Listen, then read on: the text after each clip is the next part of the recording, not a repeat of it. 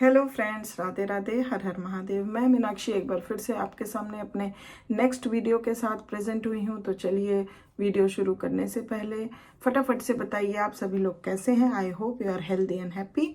तो चलिए, आज मैं बताती हूँ कि इस सेशन में हम किस बारे में बात करेंगे। ड्यूरिंग लेट चाइल्डहुड पीरियड में ओल्डर चिल्ड्रन के बारे में ही हम इस सेशन में बात करेंगे। जैसा कि पिछले सेशन में हमने कुछ उनके लीडरशिप और लीडिंग क्वालिटीज़ के बारे में चर्चा की थी कि ओल्डर चिल्ड्रन के अंदर लीडर्स कैसे बनते हैं एक ग्रुप में, उनके गैंग में। तो किस तरह से लीडरशिप क्वालिटीज़ होती है, उसके लिए क्या क्या इम्पोर्टेंट होता है, ये सारी जानकारियाँ हमने पिछली बार ली। तो इस वीडियो में हम देखेंगे, इस सेशन में बातें करेंगे कुछ उनके प्ले इंटरेस्ट एंड एक्टिविटीज़ जो लेट चाइल्डहुड पीरियड में ओल्डर चिल्ड्रन की देखी जा सकती हैं या उनके अंदर पाई जाती हैं। तो आज उनके कुछ प्ले इंटरेस्ट और कुछ उनकी एक्टिविटीज़ के बारे में फोकस करेंगे। तो and it will become very exciteful knowledge for you all. So please be in the session till the end to get the whole information. And one thing more, if you haven't subscribed my channel, please subscribe it to get these kind of videos later on also. So let us begin with the session.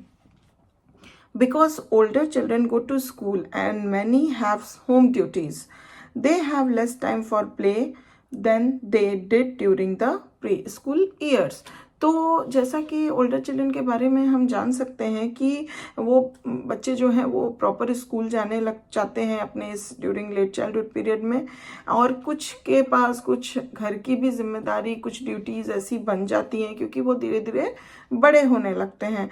तो क्या होता है कि इन कारणों से उनके पास बहुत कम time बचता है कि वो अपने प्ले के लिए निकाल सकें, खेल के लिए निकाल सकें, जितना कि वो अपने ड्यूरिंग प्री स्कूल ईयर्स में या अर्ली चाइल्डहुड पीरियड में कर पाते थे। However, in the American culture of today, play is regarded as so important to children's physical and psychological development that all children, regardless of the socioeconomic status of their families, are given time and opportunities to play and encouragement to do so.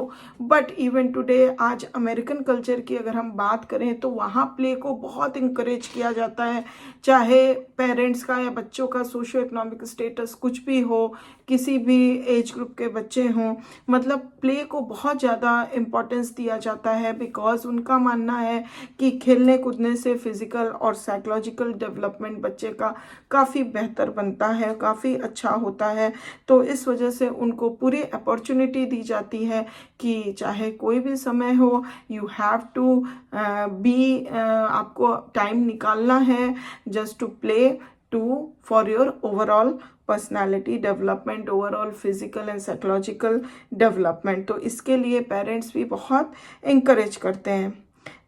In discussing the socialization and socializing effect of play, अगर हम देखें कि जब socialising effect खेल का जब discuss किया जा रहा था, तो लेवर ने बोला, during play children develop numerous social skills that enable them to enjoy group membership in the community of peers. तो उन्होंने कहा कि जब सोशलाइजिंग जब प्रोसेस चलता है या जो उसका इफ़ेक्ट हमें देखने को मिलता है, तो यहाँ पे होता है कि जब बच्चा खेल के दौरान बहुत सारे न्यूमरस सोशल स्किल्स डेवलप कर जाता है, जिससे वो अपने जो भी ग्रुप में वो है वो काफ़ी इंजॉयमेंट फील करता है, चाहे वो एक ग्रुप ऑफ पेयर्स में हो या फिर कम्युनिटी ऑफ पेयर्स में हो, किसी भी ग्रुप में अपने मेंबरशिप को काफ़ी इंजॉय करता है, अपने रोल को काफ़ी इंजॉय करता है,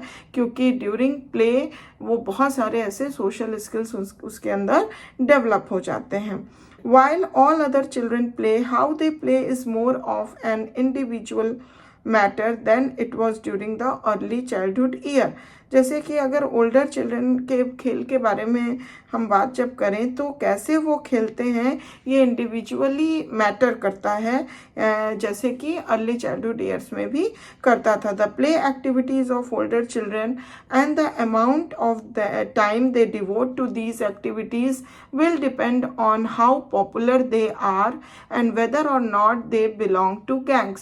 तो कितना अमाउंट ऑफ टाइम वो खेल खेलते हैं या कितना वो उस एक्टिविटीज़ के प्रति डिवोटेड हैं, दिस ऑल डिपेंड अपॉन कि वो चाइल्ड जो है या वो चिल्ड्रन जो है वो कितना ज़्यादा पॉपुलर है और वो एक गैंग ग्रुप में एज अ मेंबर है या नहीं है, वो गैंग का मेंबर है या नहीं। तो ये सभी बातें उसके खेल पे डिपेंड करती हैं कि कितना टाइम और कितना डिवोशन वो रखता है अपने खेल के प्रति।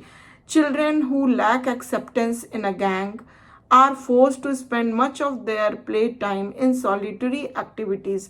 जो बच्चे अगर गैंग के मेंबर नहीं है या उनको एज अ गैंग में एक्सेप्टेंस नहीं मिली है तो उनको ये फोर्स डाला जाता है कि you have to spend your play time in solitary activities.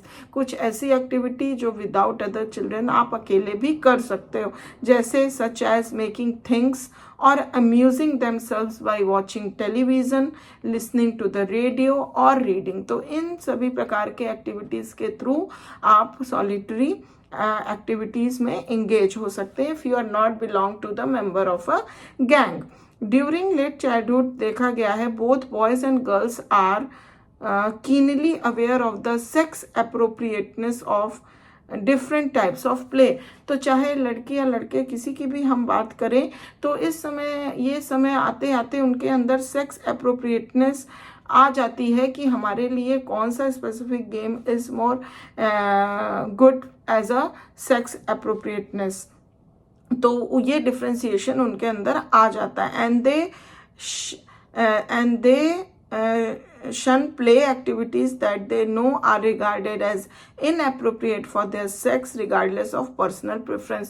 तो भले कोई गेम या कोई एक्टिविटी या कोई स्पोर्ट उनका पर्सनल प्रेफरेंस रखता हो बट उनको पता है कि if it is not regarded as the sex appropriate then I don't have to play this kind of sport और गेम और एनी एक्टिविटी। सो वो उससे ड्रॉप ऑफ कर देते हैं, शन कर देते हैं, उसको बंद कर देते हैं खेलना। ब्राइट चिल्ड्रन के बारे में अगर हम बात करें, specially as they grow older, जब वो धीरे धीरे ग्रो ओल्डर होने लगते हैं, are more solitary than social in their play. तो जब भी वो कोई खेल खेलते हैं तो ब्राइट चिल्ड्रन को पाया गया है कि they love to play solitary games और सॉलिटरी प्ले वो खेलना ज़्यादा पसंद करते हैं rather than social play, and they participate in fewer activities that involve strenuous physical play than children who are less bright। तो और वो सॉलिटरी प्ले को ज़्यादा प्रेफरेंस देते हैं ना कि स्ट्रेनियस फिजिकल प्ले को, और ऐसे प्ले को जो फिजिकल प्ले है वो ज़्यादा देखा गया है कि जो लेस ब्राइट चिल्ड्रन होते हैं उस पे ज़्यादा फोकस करते हैं। तो जो ब्राइट चिल्ड्रन को देखा गया है कि वो स्ट्रेनियस फिजिकल प्ले को कम प्रेफरेंस देते हैं और सॉलिटरी प्ले और एक्टिविटीज़ को वो ज़्यादा प्रेफर करते हैं। The kind of neighbourhood in which the child lives also determines what opportunity there will be for play। तो जो भी किस प्रकार का नेबरहुड है किसी बच्चे का, ये भी बहुत ज़्यादा डिटरमाइन करता है कि उस बच्चे को खेलने की अपॉर्चुनिटी कितनी मिल रही है। तो neighbourhood is also a important factor. Regardless of these variations for most children play becomes less active as childhood progresses। तो जितने भी ये वेरिएशन जो अभी हमने जाने वो भले हों but most of the children के अंदर ये देखा गया है कि जैसे जैसे चाइल्डहुड प्रोग्रेस करने लगता है, ख़त्म होने पे आता है, तो बच्चों का जो है वो लेस एक्टिव हो जाते हैं, प्ले के लिए उनका ज़्यादा रुझान देखने को नहीं मिलता है। And such amusement as movies, radios, television and reading gain in popularity. और उसके बजाय वो जो हैं कुछ अम्यूज़मेंट्स करना ज़्यादा पसंद करते हैं, जैसे कि अपने आप को अम्यूज़ करना through movies, to watching television, listening radios and reading वगैरह करने में वो ज़्यादा इंटरेस्टेड पाए जाते हैं। And this shift is due partly to increased school work and partly to additional home duties. और ये जो शिफ्टिंग देखी गई है प्ले से अम्यूज़मेंट के तरफ या सॉलिटरी एक्टिविटीज़ के तरफ, वो इसलिए पार्टली इसका कारण ये हो सकता है कि वो स्कूल वर्क से भी काफ़ी उनको कम टाइम मिल पाता है कि वो जाके खेल पाएँ, और साथ ही साथ कुछ उनको होम ड्यूटीज़ भी करनी होती है इस वजह से, क्योंकि वो अब धीरे धीरे बड़े हो रहे हैं तो उनकी कुछ रिस्पॉन्सिबिलिटी घर के प्रति भी होने लग जाती है। तो इस वजह से उनको उतना समय नहीं मिल पाता है कि वो जाके बाहर खेलें। तो इस वजह से वो अपने आप को अम्यूज़ करना ही ज़्यादा प्रेफर करते हैं और धीरे धीरे उनका इंटरेस्ट उसके तरफ शिफ्ट हो जाता है। तो इस सेशन में हम देख पाए कि किस प्रकार से ओल्डर चिल्ड्रन के अंदर प्ले इंटरेस्ट, किस तरीके के प्ले इंटरेस्ट डेवलप होते हैं और किस तरह की एक्टिविटीज़ वो करना पसंद करते हैं ड्यूरिंग लेट चाइल्डहुड पीरियड। तो I hope that you will get good idea about this play interest and activities of older children. And if you like this information, please give a like, and if still you haven't subscribed my channel or you are a new viewer to my channel, please subscribe it to get the notification for my later videos. And thank you very much for watching my video till the end, and I'll be back with the next good video for you all. And till then, please do good, take care of yourself. Bye bye.